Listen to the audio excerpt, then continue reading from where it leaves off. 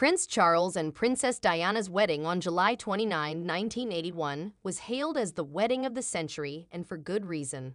The lavish affair, which took place at St. Paul's Cathedral in London, cost roughly $48 million, around $156 million today when adjusted for inflation. The nuptials were watched by a record-breaking 750 million people in 74 countries around the world. It also marked the first time that a British citizen married an heir to the throne in 300 years. Prince Charles announced his engagement to Diana just 5 months prior to the wedding on February 24, 1981. While Charles told the BBC that he was delighted and frankly amazed that Diana was prepared to take him on, he upset his future wife when he was asked by the interviewer if they were in love. Diana replied, "Of course," while Charles said, "Whatever in love means," a comment she reportedly found traumatizing. Still, their extravagant wedding was seemingly a dream come true for the bride. "I remember being so in love with my husband that I couldn't take my eyes off him," she later told Andrew Morton for his 1992 book Diana, her true story in her own words. "I just absolutely thought I was the luckiest girl in the world. He was going to look after me," she later said in an excerpt from Lady Colin Campbell's The Real Diana. "It was heaven, amazing, wonderful, though I was so nervous when I was walking up the aisle that I swore my knees would knock and make a noise." The groom was also full of optimism, reportedly writing in a letter to a friend, "There were several times when I was perilously close to crying from the sheer joy of it all."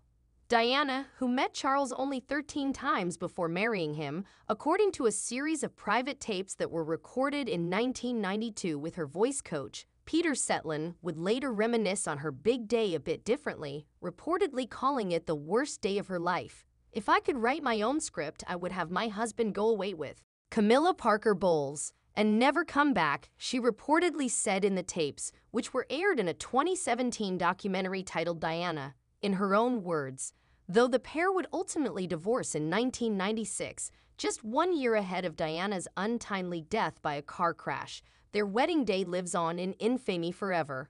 Below, relive every over-the-top moment from the jaw-dropping affair, from the extreme lengths Diana's wedding dress designers went to keep her gown a secret to the flub she and Charles made at the altar. Princess Diana and Prince Charles' wedding registry. Though the New York Times reported that the couple received roughly 3,000 presents between the time of their engagement and their big day, they also had a secret registry, according to Vanity Fair. Approval was needed by Buckingham Palace to view the list at General Trading Company, which reportedly included everything from wine coolers and bed trays to gardening furniture. In addition to their chosen items, they received several high-profile gifts from important wedding guests, like the engraved Steuben glass bowl they were gifted by the Reagans, the Art Deco clock they got from Cartier, and the diamond and sapphire parure of a watch, bracelet, pendant, ring, and earrings Diana was given by the Crown Prince Fahd of Saudi Arabia. Princess Diana and Prince Charles' wedding rehearsal. After an hour-long rehearsal of the nuptials at the wedding venue of St. Paul's Cathedral in London, the couple danced at a gala ball hosted by Queen Elizabeth II at Buckingham Palace 2 nights before their wedding, along with the 1,400 family members and guests in attendance, including Nancy Reagan.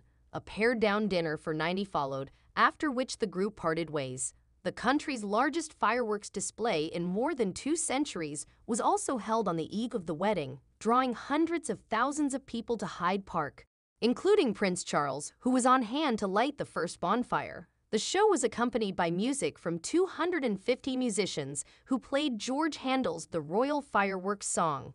The New York Times reported that the show was modeled after one held in 1749 that marked the end of the War of the Austrian Succession.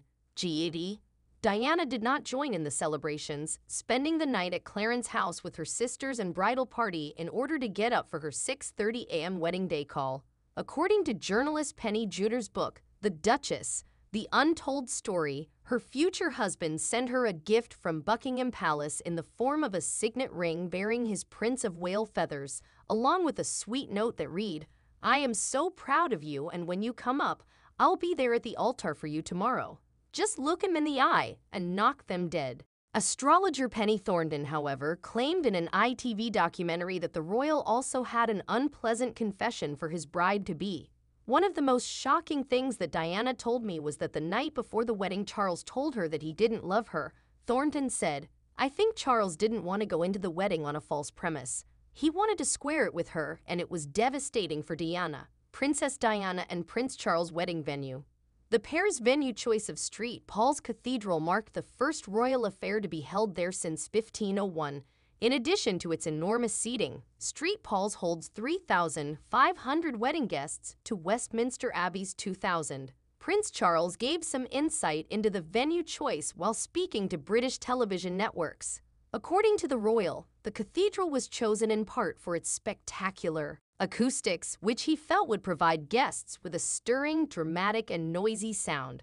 "If you have something rather quiet, you start hearing your ankles cricking, you know what I mean," he reportedly asked. Beyond that, he is said to have reasoned that it had room for an orchestra, a world-famous choir, and was more beautiful than Westminster Abbey, according to the 1998 book, The Real Diana by Lady Colin Campbell.